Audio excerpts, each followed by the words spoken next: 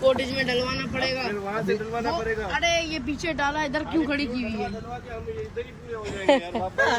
बाप भाई उस्मान को समझाओ, कोई खर्चा वर्चा करे यार। उस्मान ने ये बोला अभी यार मैं व्लॉग में आऊंगा, व्लॉग वायरल हो जाएगा।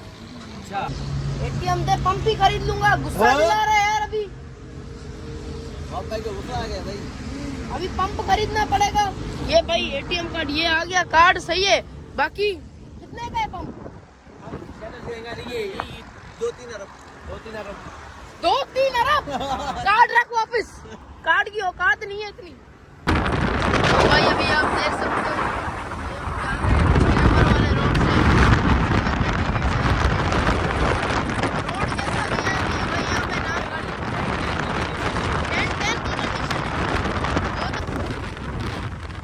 भाई क्या सीन है?